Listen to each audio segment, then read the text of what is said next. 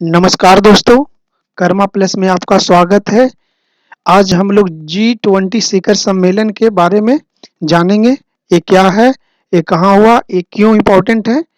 ठीक है, जैसा कि आपको पता है दोस्तों, हम लोग इंटरनेशनल ऑर्गेनाइजेशन के तमाम टॉपिक को हम लोग कवर कर रहे हैं।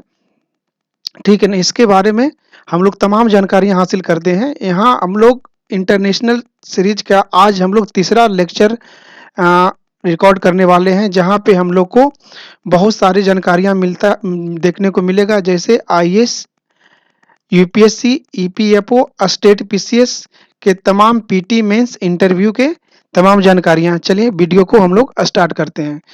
जैसा कि हम लोग दोस्तों पिछले बार इंटरनेशनल रिलेशन के लिए 2 टॉपिक कवर कर चुके हैं। पहला हम लोग ब्रिक्स को कवर किया था। जो नए हैं उसको प्लेलिस्ट में जाकर ब्रिक्स को देख लें। और दूसरा हम लोग शंघाई कोऑपरेशन को हम लोग बात किए थे। एससीओ को ये दोनों लगभग कंप्लीट हो चुका है। आप लोग इससे क्वेश्चन भी करवा दिए थे, आंसर क्वेश्चन दोनों करवा लिए थे। आप लोग जाकर दूसरा वीडियो प्लेलिस्ट में आप लोग देख सकते हैं। दोस्तों आज हम लोग जो जिस वीडियो पे डिस्कशन करेंगे उसका नाम है G20। इसके लिए हम लोग तमाम चीज़ देखेंगे, क्या है, क्यों बनाया गया, आखिर इससे क्या इंपॉर्टेंस है, भारत इंडिया के रिगार्डिंग में इसका क्या इंपॉर्टेंस है। चलिए दोस्तों वीडियो को हम लोग स्टार्ट करते हैं। दोस्तों जैसा कि पता है जी 20 शिखर सम्मेलन एक इंटरनेशनल फोरम है, ठीक है ना? एक अंतर्राष्ट्रीय मंच है, जो कि जापान के ओसाका शहर में इस बार 2019 में स सम सम सम्मेलन का आयोजन किया गया था, ठीक है ना? इसका नाम था 14वां, ठीक है ना? चलिए आगे बढ़ते हैं। अब दोस्तों G20 शिखर सम्मेलन का पहला जो आयोजन हुआ था दिसंबर 1999 में हुआ था बर्लिन में। इसका जो होस्टिंग कंट्री था, जो होस्ट कर रहे थे, एक जर्मनी थे और दूसरा कनाडा के। इन दोनों के जो वित्त मंत्री थे, इन लोग को पहली बार इन लोग को होस्टिंग किए थे, ठीक है ना? अब इसमें वो जब 1798 में एशियाई वित्तीय संकट, ठीक है ना, एशियाई वित्तीय क्राइसिस को लेकर, एशियन फाइनेंशियल क्राइसिस को लेकर इस पे काम चल रहा था, ताकि जो वित्तीय अस्थिरता मतलब फाइनेंशियल स्टेबिलिटी के नीतियों पे काम किया जा सके या चर्चा किया जा सके। अब इसके पूर्ण रूपेण जो गठन हुआ था 1919 में, यानी 1999 में हुआ था, ठीक है ना? और यहाँ इम्पोर्टेंट बात, यहाँ ध्यान देने वाली बात यह है दोस्तों, कि पहली बार भारत जो है 2022 में जी 20 शिखर सम्मेलन का मेजबानी करेगा, ठीक है ना? पहली बार तो याद रखिएगा, यहाँ एमसीक्यू बनेगा। जो भी आप एग्जाम दे रहे हो वनडे एग्जाम में, वहां बनने की पूरी प्रबल संभावना है कि भारत कब G20 शिखर सम्मेलन का मेजबानी करेगा या होस्टिंग करेगा। तो कब करेगा? 2022 में, ठीक है? चलिए आगे चलते हैं। अब देखिए की पॉइंट है ओसाका ट्रैक। अब ओसाका ट्रैक का जो की पॉइंट है, आपको इसको समझना है। दोस्तों ये जापान द्वारा प्रस्ताव लाया गया था, ठीक है ना? वहाँ के जो प्रधानमंत्री थे, उन्होंने डेटा लोकलाइजेशन पे जो कि प्रतिबंध हटाने की बात किया गया था। डेटा लोकलाइजेशन क्या होता है दोस्तों? ऐसे समझे कि मान लो कि आईबीएम है, एप्पल है, ये कहाँ की कंपनी? यूएसए की कंपनी है, ठीक है ना? अब इंडिया में तो काम कर रहा है ना, इंडिया में इसका बहुत सारा ये काम है, इसका एम्प्लॉयर है। बट यहाँ का जो जो भी डेटा है, जैसे हम लोग जो बात करते हैं, जो स्टोरेज होता है, जो भी काम होता है, जो भी एम्प्लॉय होता है, इंडिया में ना रह के डेटा कहाँ चला जाता है? यूएसए में। तो इंडियन गवर्नमेंट द्वारा भी ये पोज किया था कि नहीं, यदि आपको इस डेटा यूएसए में ना रख के आपको इंडिया में रखना गया था। ये हुआ है डेटा लोकलाइजेशन, ठीक है ना? तो इसके प्रतिबंध हटाने की इस पे बात की गई थी, ठीक है ना? इसका आगे बात करेंगे हम लोग। एक डेटा फ्लो वन वे, मतलब जो एक कंट्री से दूसरे कंट्री में आता है, उससे फ्लो बोलते हैं क्लाउड कंप्यूटिंग। क्लाउड कंप्यूटिंग पे भी बात हुई थी। क्लाउड कंप्यूटिंग जनरली होता है कि जो एक बहुत बड़ा सर्वर होता है, जहाँ डेटा को स्टोर की जाती है। क्लाउड कंप्यूटिंग एक अपने आप टॉपिक है। जब कंसेप्ट क्लियर सीरीज में जब लेके आऊँगा, तो क्लाउड कंप्यूटिंग और डाटा लोकलाइजेशन पे एक अलग से वीडियो बनेगा। बस इतना भी जान ले कि किन किन मुद्दों पे बात किया था। ओसाका जो ट्रैक हुआ था, किन किन मुद्दों पे, किन किन बिंदुओं पे बात हुआ था, तो आपको जाना। दो जैसे देख, एक तो हो गया डेटा स्थानीकरण, जैसे डेटा लोकलाइजेशन, दूसरा होता है क्लाउड कंप्यूटर डेटा फ्लो। और इसमें सबसे डिजिटल इकोनॉमिक पे भी डिजिटल इकोनॉमिक चर्चा आया था, ठीक है ना दोस्तों? तो इसमें था भारत, दक्षिण अफ्रीका, इंडोनेशिया, जो डिजिटल इकोनॉमी का बहिष्कार किया था, ठीक है ना? अब इसमें देखते हैं कि डिजिटल इकोनॉमी है क्या, ठीक है? डिजिटल इकोनॉमी है क्या? तो डिजिटल इकोनॉमी थोड़ा-सा हम लोग समझेंगे। चलिए आगे देखते हैं, डिजिटल इकोनॉमी है क्या? तो दोस्तों डिजिटल इकोनॉमी होता है ना कि मतलब ये डिजिटल कंप्यूटिंग का टेक्नोलॉजी बेस्ड होता है, ठीक है ना? कंप्यूटर बेस्ड होता है, उसे डिजिटल टेक्नोलॉजी कहते हैं। ये कंडक्टिंग क्या करता है बिज़नेस को थ्रू द मार्केट। अब through the market that means क्या? इंटरनेट होना चाहिए, डब्ल्यू वर्ल्ड वाइड वेब होता है, ठीक है ना? वर्ल्ड वर्ल्ड वाइड मतलब डब्ल्यू जो है ना, जैसे मान लो कोई भी आप वेबसाइट को सर्च करते हो तो डब्ल्यू तो डब्ल्यू डॉट गूगल हो गया, डब्ल्यू डॉट कुछ भी लिखते हैं आप, तो एक लगाना तो इसके थ्रू काम करता है। अब इसको 3-4 शब्दों को रेफर किया जाता है, जैसे internet economic, neo economy, web economy.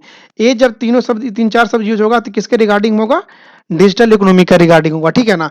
इसके अलावा क्या इसको किस डिजिटल इकोनॉमी किस प्लेटफ़ॉर्म को यूज़ करता है जनरली किस प्लेटफ़ॉर्म जाना जाता है? जैसे कि ई-कॉमर्स कंपनियाँ जितनी भी हैं, जैसे अमेज़न हो गया, फ्लिपकार्ट हो गया, स्नैपडील हो गया या आपको मिंत्रा वगैरह हो गया, ठीक है? नहीं तो कॉमर्स कंपनियाँ हो गया।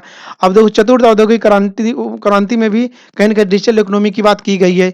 अब ये सब जो टॉपिक है ना अपने आप में एक बड़ा टॉपिक है। तो इन सब टॉपिक को लेकर हम वीडियो बनाएँगे, जो लग रहा है कि हाँ, ज़्यादा इम्पोर्टेंट है, पीटी पॉइंट से इम्पोर्टेंट है, इसको बता देना चाहिए।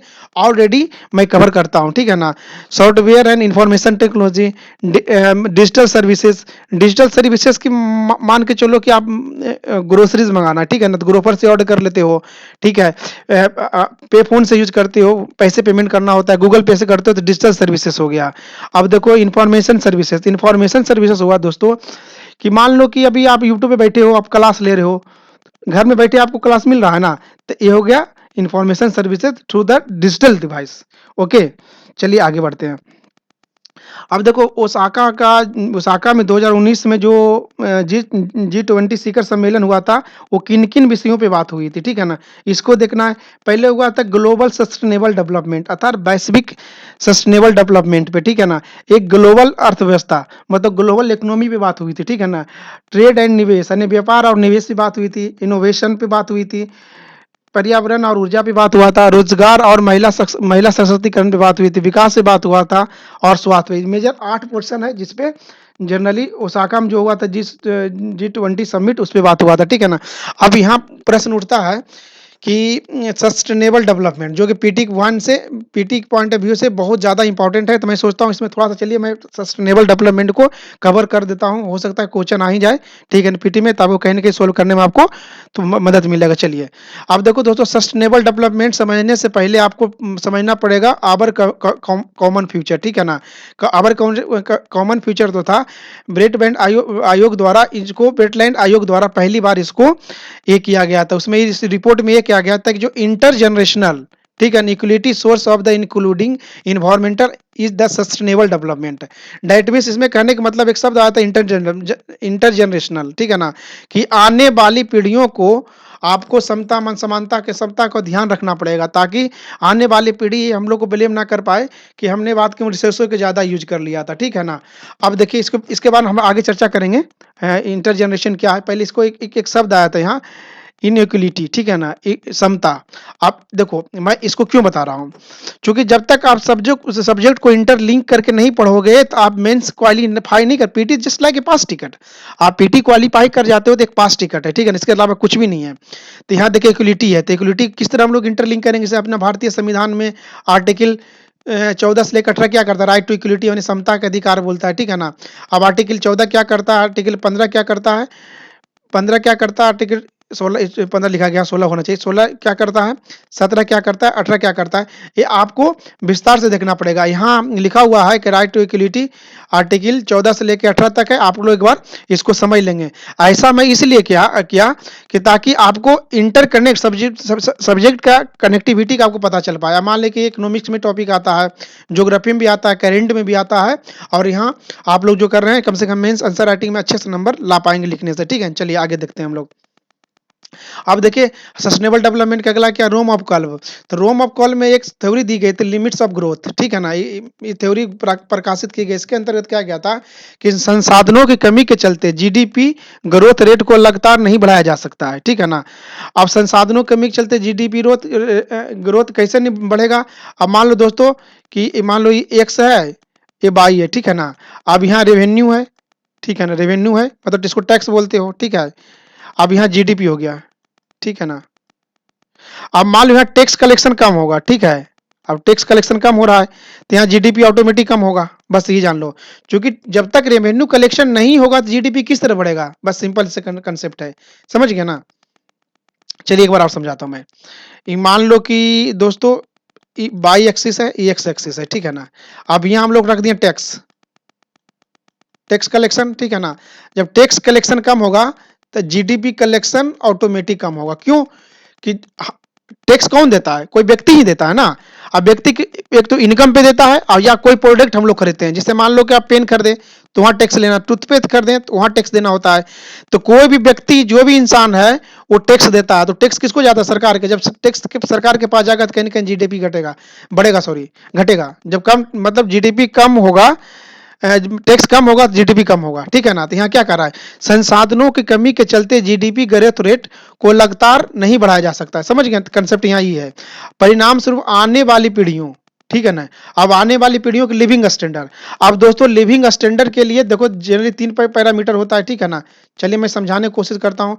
एक तो हो गया इनकम, दूसरा हो गया नॉलेज, ठीक है ना, और तो तीसरा होगा हेल्थ। ये 3 चीज जिसका ठीक रहेगा ना, वो कहीं नहीं, उसका लिविंग स्टैंडर्ड ठीक है। तो वर्तमान पीढ़ियों की तुलना में नीचे चला जाएगा। अब आप मान लो कि रिसोर्स को आप ज़्यादा यूज करोगे तो रिसोर्स तो खपत होगा ना। जब रिसोर्स खपत होगा तो हम लोग को जो न्यू जनरेशन है उसको लिए तो कमी पड़ेगा। तो क्या कर रहे हैं यहाँ के वर्तमान पीढ़ियों की तुलना में नीचे चला जाता है और भी अपनी आवश्यकताओं को पूरा नहीं कर पाएगा। कौन सा, आने वाला न्यू जनरेशन, ठीक है। ये हुआ सस्टेनेबल डेवलपमेंट।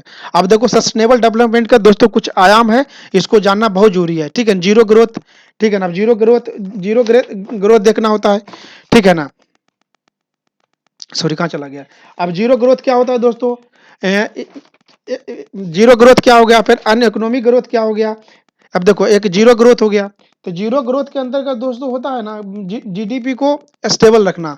अब ये हो गया जैसे अनएम्प्लॉयमेंट हो गया, ग्रीन जीडीपी हो गया, ठीक है। रिबाउंड रिबाउंड इफेक्ट हो गया। तो रिबाउंड इफेक्ट ये जो होता है ना कि इसको ऐसे समझ, सिंपल तरीके से समझो कि रिबाउंड इफेक्ट ये होता है कि जो नई टेक्नोलॉजी जो आ रहा है, न्यू टेक्नोलॉजी आने से संसाधनों का बचत हो पा रहा है कि नहीं।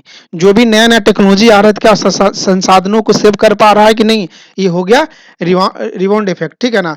अब कार्बन क्रेडिट हो गया एक, ठीक है ना, कार्बन क्रेडिट हो गया। अब ग्रीन कार्बन क्रेडिट हो गया, और वॉलेंट्री वॉलेंट्री सिंप्लिसिटी होता है, अमीरों के बारे में कहा जाता है। अमीर किसी चीज को लेकर कितना कितना संदेश दे पा रहे हैं, कितना सही कर लाइफ को इजी करने पे बल दे रहा है, इसके लेकर बात किया गया है।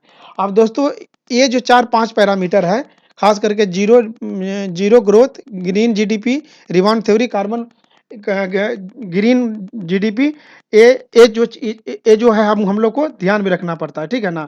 अब ग्रीन जीडीपी क्या होता है, हल्का समझ लीजिए। ग्रीन जीडीपी होता है जीडीपी माइनस जीडीपी को जितना भी इनकम हुआ उसको ये करने वाली थ्योरी, ठीक है ना। चलिए आगे देखते हैं दोस्तों। आज का वीडियो हम लोग यहीं तक रखते हैं, ठीक है ना। यदि वीडियो लाइक आया है तो पसंद आया तो लाइक करें, नहीं पसंद आया तो डिसलाइक करें, शेयर करें, सब्सक्राइब करें, कमेंट करें। धन्यवाद दोस्तों, आप अपना ख्याल रखें।